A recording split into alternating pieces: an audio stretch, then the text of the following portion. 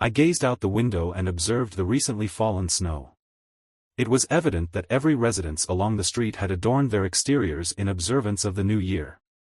The festive decorations included Santa Clauses, reindeer perched on rooftops, Christmas scenes in courtyards, garlands adorning Christmas trees, both inside and outside, and numerous other embellishments. The spirit of the holiday was evident throughout the house, but not in my own residence. I turned away from the window and observed the Christmas tree, which had fallen to the floor. The tree was covered in shards of glass from broken light bulbs and Christmas decorations. I should have anticipated this outcome. Candy has always exhibited a short temper, and she did not appreciate her Christmas present. She did not like it at all. However, it is often said that it is not the gift that is important, but the attention. I took one last look at the disarray and decided that cleaning could be postponed until the following morning. I then retired to bed. Candy and I had been married for 5 years. I was her second husband, and she was my third. We were both employed as middle managers, and our combined income allowed us to maintain a relatively affluent lifestyle. Candy and I were avid socialites, and on weekends, it was likely that we would be attending a social gathering, organizing a party, or engaging in drinking and dancing. Candy was a woman of striking beauty who attracted considerable male attention in a relaxed setting. She typically dressed conservatively at parties where alcohol was plentiful, loud music played, and there were few restrictions in place. Her attire often bordered on shocking, and she was constantly being molested. Men frequently attempted to separate Candy from the crowd and take her to a place where they could try their luck in privacy. Candy, however, waved them off with a smile. Despite her gentle nature, the men never ceased their advances. As a man fortunate enough to be with such a desirable woman, I had to learn to live with it. This was not difficult to do when I had absolute trust in my partner. I would have remained silent, confident that Candy was mine and that, regardless of how persistent the men were, she would have rebuffed them. Candy had a best friend. Candy and Marlene had been acquainted since their elementary school days and were as close as any siblings. I was not particularly acquainted with Marlene, but I found her disagreeable. There was something about her that did not suit me. When I met Candy, Marlene was always present, and I know this may seem trivial, but whenever Marlene was around, I felt uncomfortable. Fortunately, in my opinion, Marlene and Candy got married approximately 6 months before Candy and I did. Marlene's husband obtained employment in another state, prompting their relocation. Frank and Marlene were wed in a civil ceremony, and naturally, Candy felt compelled to attend. I recall glancing at Frank and questioning what could have possibly attracted Marlene, a seemingly solid individual, to him.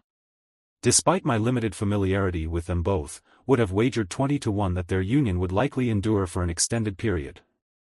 Frank and Marlene traveled to be present at Candy and my wedding, and I observed Frank's fatigue.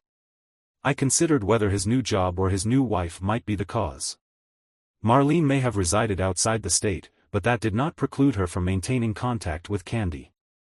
They spoke on the phone 2 or 3 times a week and sometimes on weekends. The duration of these calls often exceeded 2 hours. On one occasion, Candy inquired as to my opinion regarding her potential visit to Marlene. Given the current state of communication and the evident discord between her and Frank, I advised against such a visit. It would be unwise to intervene in their personal issues. One's presence could potentially exacerbate the situation. Furthermore, she is my oldest and dearest friend, yet I do not ignore her shortcomings.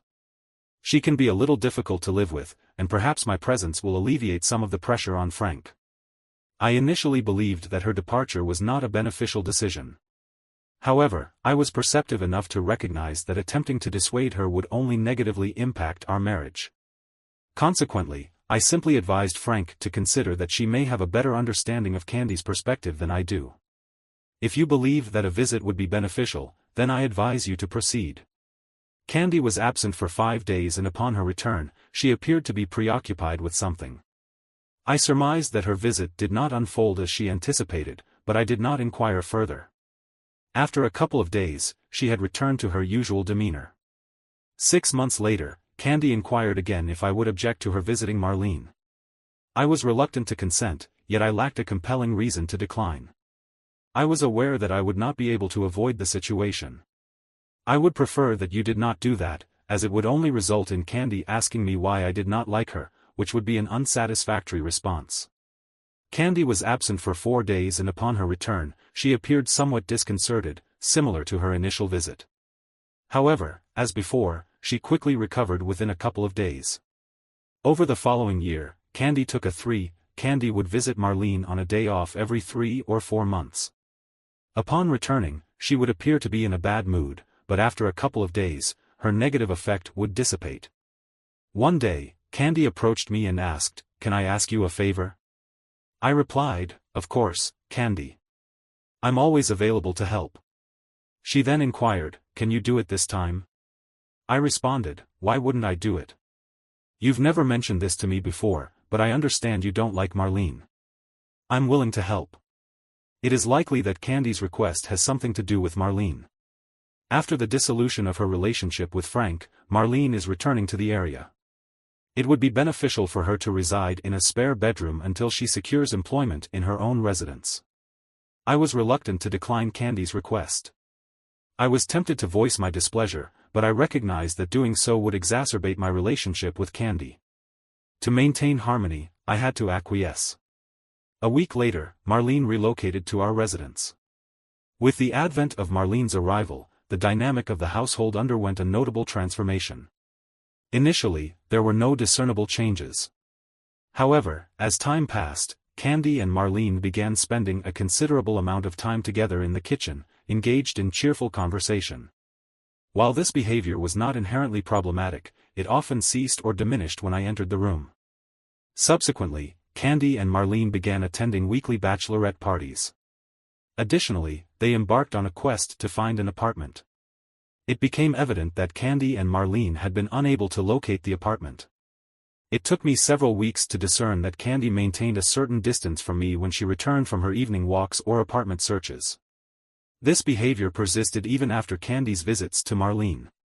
However, it did not last more than a day. I observed this pattern one day while at work. My secretary informed me that Frank McBride was seeking my attention via an online platform. Frank was Marlene's former husband. I informed him that I was Candy's husband. After a brief exchange of pleasantries, he proceeded to convey the purpose of his call. Initially, I attempted to justify my curiosity by reasoning that it was not my concern and that I had presumed you were aware of the nature of your relationship with Candy. However, the more I reflected on the situation, the more I realized that I needed to contact you. I was concerned about your health and well-being. Frank, I am not going to divulge any information. I will simply send you a package for you to review and make your own decision. Given that Marlene is currently in a relationship with you, I have come to terms with the situation. He informed me that he had sent the package the previous morning, so I would receive it the following day. He wished me well and then terminated the call. I was unable to discern the meaning of Frank's message. However, I was not in a state of mind conducive to such an endeavor, so I was unable to ascertain the contents of the package. Candy was as concerned about Candy as he was about Marlene. It was equally obvious that Frank did not believe I would appreciate what was in the package. His comment about free marriage and AIDS provided a clue as to why he and Marlene had broken up, but I trusted Candy implicitly. The following 2 days seemed to drag on endlessly. A package arrived. On Thursday morning, I informed the secretary that I did not require any interruptions. I then closed the office door and opened the parcel. The box contained a videotape and an envelope made of thick paper measuring 30 by 35 centimeters. Upon opening the envelope, I discovered 24 photographs measuring 20 by 25 centimeters and a copy of the report from Simpson Investigations revealed that the photographs in question depicted Marlene Candy and 3 men. The images were taken in a bar, the lighting quality of which was poor. However, the photographs showed 2 women and 3 men either dancing or sitting in a booth. The dancing photographs featuring Candy showed a man's hand as she smiled. In one of the photographs taken in the booth, Candy was clearly visible, and in it, a man was hugging her shoulders, and she was smiling at him. Other photographs showed Marlene kissing 3 men and groping her. The Simpson Investigation Department report states that they picked up the object, Marlene and an unidentified companion, Candy, at 1945 at the object's place of residence. The subject was followed to the Harris Grill bar, where the subject and her companion met with 3 unidentified men. The report further states that 2 women were seen in extremely friendly relationships with 3 men at 22. At 1,500 hours, 2 women and 3 men departed from the Harris and proceeded to cross the street, subsequently entering the Venus Motel. They proceeded to room 116, where they remained until 1330 hours. At that time, the object and her companion were transported to the object's place of residence, arriving at 1,400 hours. 05. My unwavering trust in Candy proved to be misplaced. I retrieved the videotape and proceeded to the conference room, where a television and a VCR had been installed. I secured the door behind me and viewed the recording. It depicted Marlene and Candy traversing the bar with 3 men, subsequently entering room 116 at 8:15 and subsequently exiting at 1:30. The subjects departed the room. I had been married twice previously and both marriages ended when I discovered my wives were unfaithful. Consequently, I was already familiar with the phenomenon of denial and the length of time one must wait for evidence to mount before accepting the reality of a situation.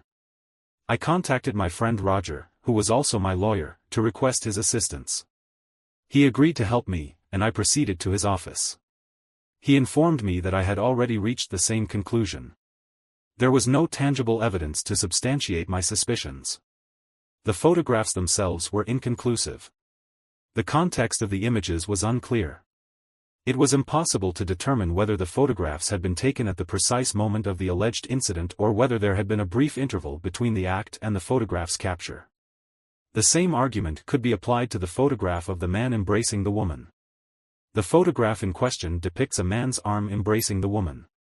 The precise sequence of events immediately preceding and following this image is unknown.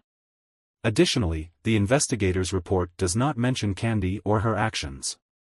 The available evidence suggests that the perpetrator's primary target was Marlene, and that they focused their attention on her.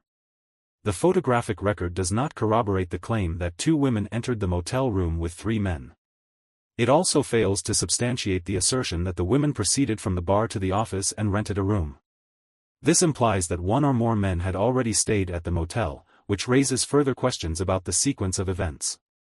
It is unclear whether there was an intention to commit adultery once in the room. It is also unclear what the men were doing in the room. They may have been playing cards or watching videos. What happened is not the issue is what can be proven in court. There is no evidence that can be used in court. There is a very good reason to believe that your wife is cheating on you. There are 2 options: confront Candy and hope she confesses everything, or it is recommended that you hire your own investigator to inquire about your wife's activities. This is what I did. I hired a private detective agency to conduct an investigation. They quickly established that during the bachelorette party, Candy and Marlene visited various bars, filmed men, and then took them to motels. However, due to the different locations of the bars and hotels, it was challenging for investigators to obtain reliable audio or video evidence. It is essential to determine whether travel is a necessary aspect of your wife's job. The investigator frequently inquired whether I could embark on a lengthy excursion, such as a 4 or 5-day trip, or simulate a business trip of comparable duration. I was able to do so, but it is important to note that both women reside in the subject's residence. This is the location where they feel most comfortable. Consequently, if you were to be absent for several days, it is probable that they would take the men they meet to your house rather than to a motel. It should be relatively straightforward to link audio and video recordings from that night at dinner. I informed Candy that I was planning a business trip the following week. I would be leaving on Monday and would not return until late Friday or possibly even Saturday. Consequently, she would have sufficient work to occupy her attention. What did she mean? I asked. From today until Monday morning, she replied, I need to give you enough love to last me a whole week. Candy smiled. She could do it. And she did. She wore me out almost every night until Monday came. She even sent Marlene home to stay there. On Monday morning, I bid Candy farewell, instructing her to contact me via telephone should she require my assistance. I then departed the residence, feigning an imminent departure on a business trip. I proceeded to traverse the city limits, subsequently checking into a hotel and commencing my occupational duties. Marlene, for her part, had secured gainful employment. Consequently, on Monday, both women commenced their respective workdays, while I was engaged in the installation of wiring at the residence. On Tuesday morning, I received a communication from a detective agency, informing me that 2 women had vacated the premises. On Tuesday night, the scenario repeated itself, except that 2 women drove the 3 men they had met to a motel. On Friday morning, I received a call informing me that the women were ready to report. On Thursday evening, the detective informed me that I could stop by his office on Friday afternoon to pick up the report and tapes. I informed Candy at work that I would be home in the evening. I proceeded to the Myanmar Investigations Office to retrieve the report and tapes. Have you reviewed the tapes? We have analyzed the data from both recordings. Have we obtained the evidence necessary for a divorce?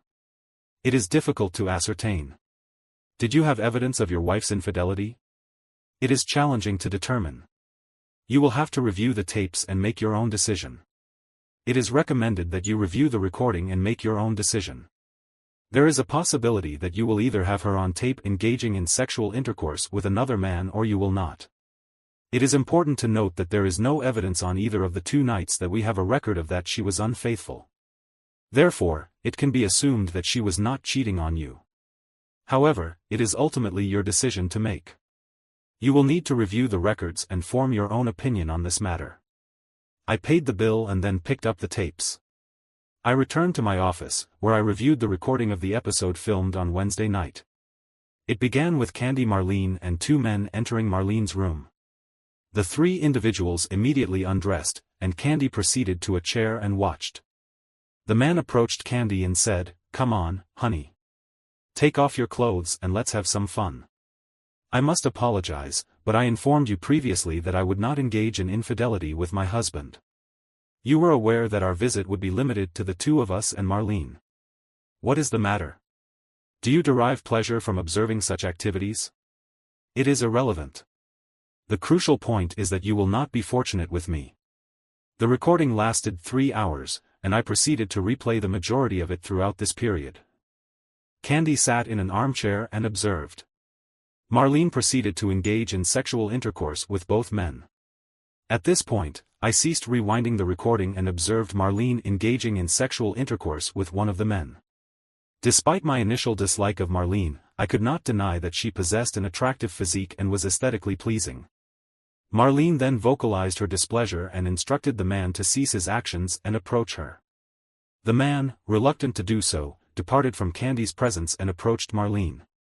Marlene then instructed him to assume a supine position on the bed.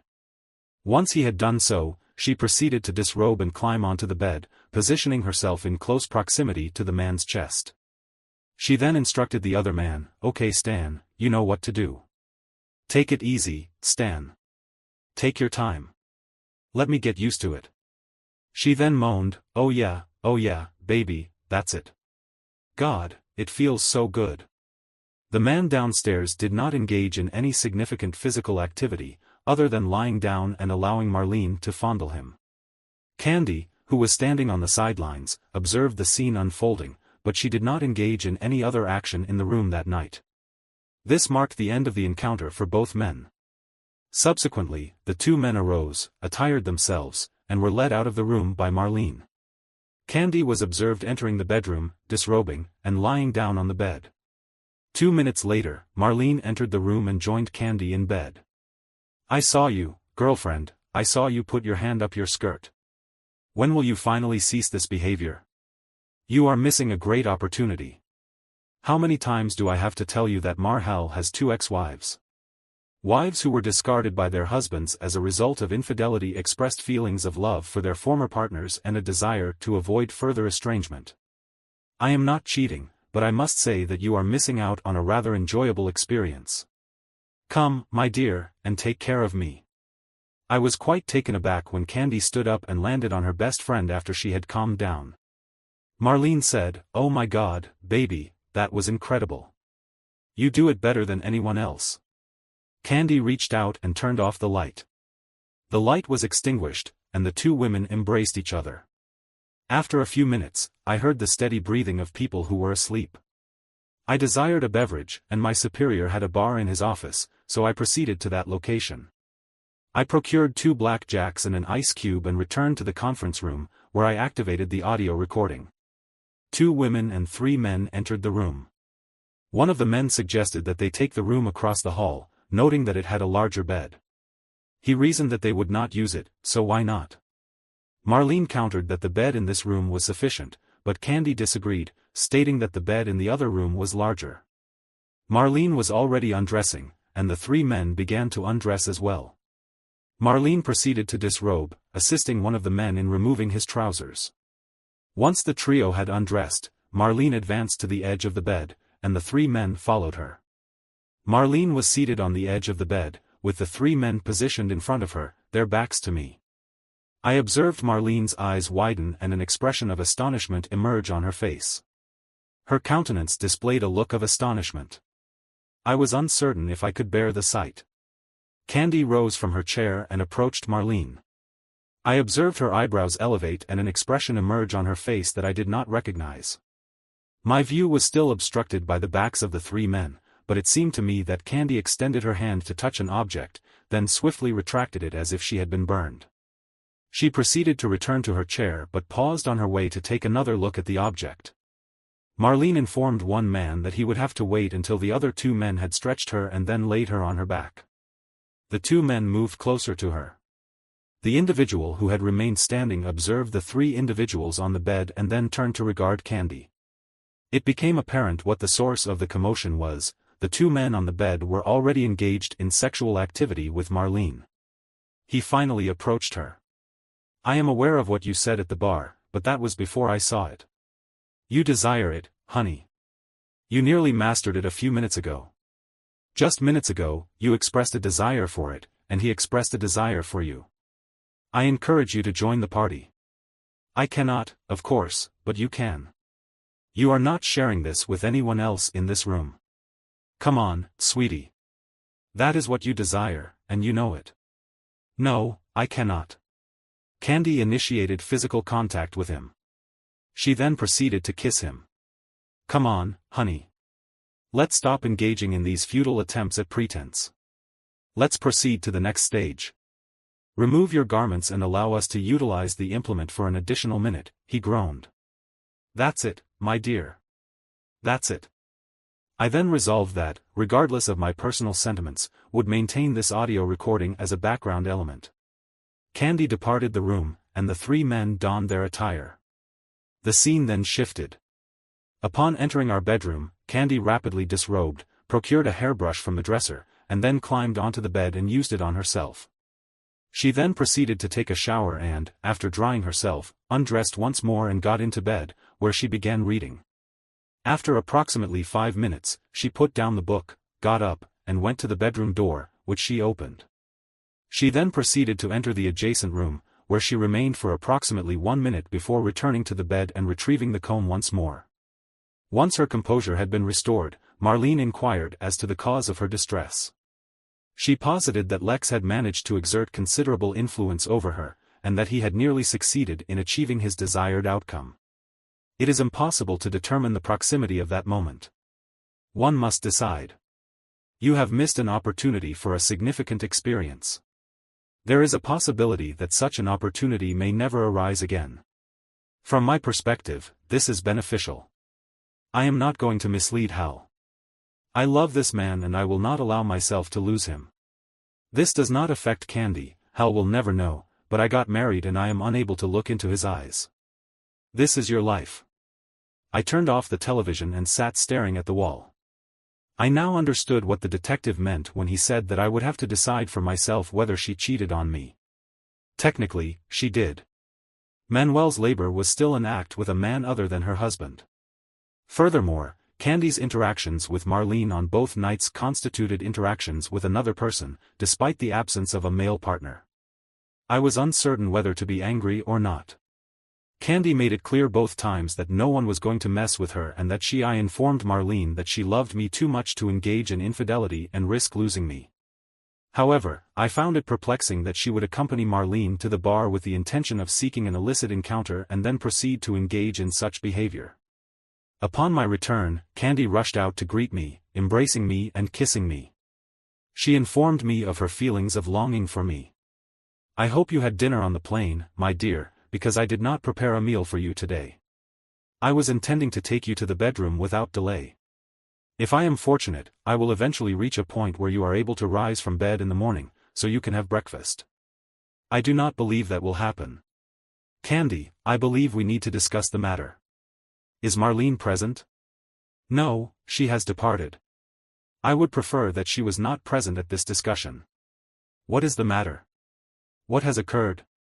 I proceeded to the kitchen and sat at the table, indicating to Candy that she should sit across from me. "Frank contacted me recently, although he did not inform me of the reason for his call.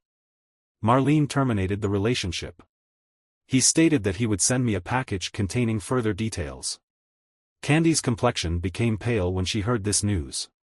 I opened my briefcase, retrieved the photographs, videotape, and report that he had sent me, and placed them on the table in front of Candy.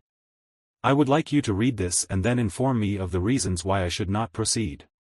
I intend to treat you in the same manner as the 2 previous individuals with whom I was married while you read this. I will then unpack and take a shower." 20 minutes passed before I went down to the kitchen. Candy was crying, and when I entered the room, she did not look up. After a brief interval of silence, I inquired as to what she could offer in her defense. It appeared that she had already reached a conclusion. "Hal, I am uncertain as to the significance of your response. If it is of no consequence to you, I would be grateful for your clarification. This indicates that, should you be willing to accept my perspective, I am at your disposal. It is not a matter of what you Hal, I must respectfully disagree. Candy, I am at a loss as to how you can possibly believe otherwise. 2 women go to a bar together, meet 3 men, and proceed to a motel room where they engage in sexual intercourse for 3 hours. Is it reasonable to expect that you would believe that Candy was merely playing Monopoly? No, she did not engage in any sexual activity with any of these men. What, then, is your assertion? That she simply sat and watched Marlene engage in sexual intercourse with the 3 men? I observed Marlene engage in sexual intercourse with all 3 men. Hal, I am aware that this may be difficult for you to accept, but it is a fact. You will have to provide an explanation. Marlene has a penchant for food. I am aware that medical professionals have dismissed this as a possibility, but they are unaware of Marlene's dietary preferences. She has a particular affinity for several. Marlene's sexual proclivities have, on occasion, led to some unfortunate incidents when she has been alone with multiple partners. I am here to ensure her safety. It is difficult to envisage a scenario in which 2 or 3 men would be unable to overpower and subdue her, restrain her, and then engage in sexual acts with her and with you. I have a .380 caliber firearm that you purchased for me. In the context of a series of robberies in our neighborhood, it is reasonable to inquire as to whether you carry a firearm in your personal effects. It is curious to note that on the occasions when I accompany Marlene, you do not appear to carry your weapon. When you flew to her, for instance, you did not take it with you.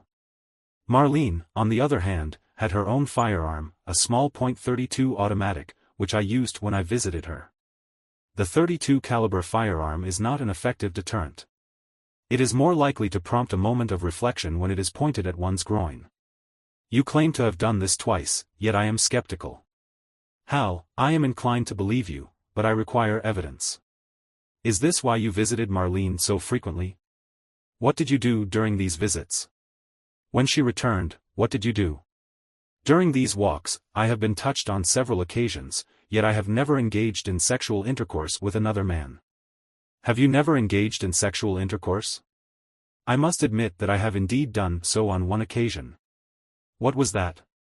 I once provided sexual gratification to a male individual, the precise circumstances of which I am unsure. I believe it was because I was curious. Is that the extent of it? I would appreciate further details.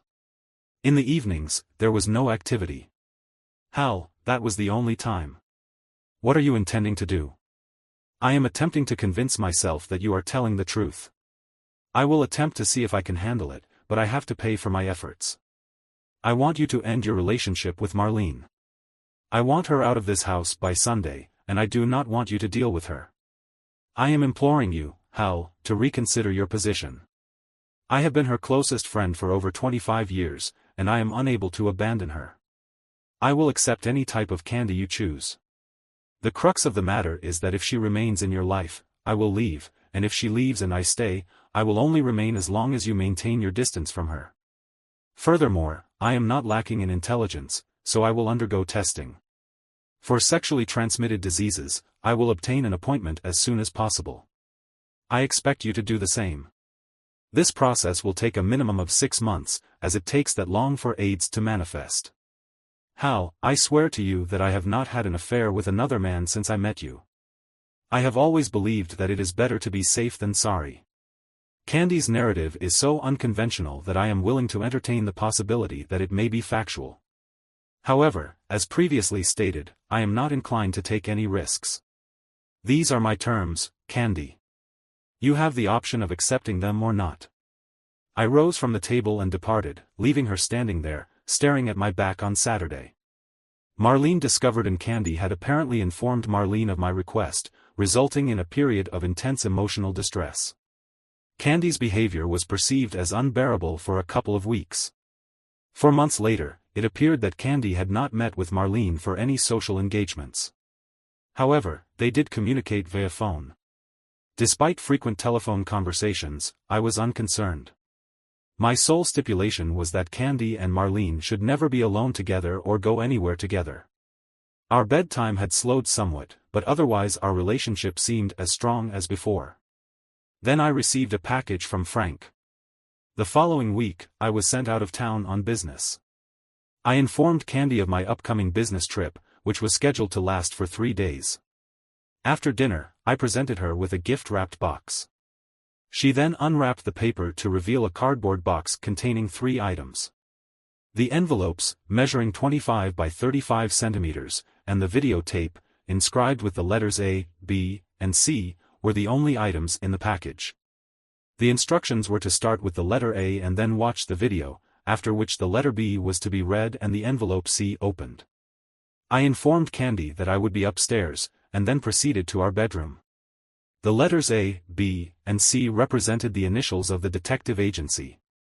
Report from my last fictitious business trip. The B envelope contained the detective's report on my recent business trip and the video. The video was from Candy's adventures. While packing my bag, Candy entered the room. She accused me of being unfaithful and of deceiving her. You were presented with the option of selecting either Candy or Marlene, and you ultimately selected Marlene. Consequently, it is evident that you were already aware of the veracity of my statements when we convened in the kitchen and I informed you that I was merely observing the situation. It is crucial to acknowledge that the video footage did not merely depict you sitting and watching, it also captured your actions. I was privy to this information, as was Candy. However, there was more to the video than what was initially presented. I had the opportunity to witness your actions firsthand. Furthermore, I observed the individual with whom you were intimately acquainted. After you departed the room, I noted your frantic behavior, which involved searching for a comb while contemplating this individual. I also witnessed your interaction with Marlene and her companions. While you did not engage in the act, you came close to doing so. I was aware that if you continued to pursue a relationship with Marlene, you would eventually falter. Furthermore, I observed Marlene engaging in sexual intercourse with 5 different men.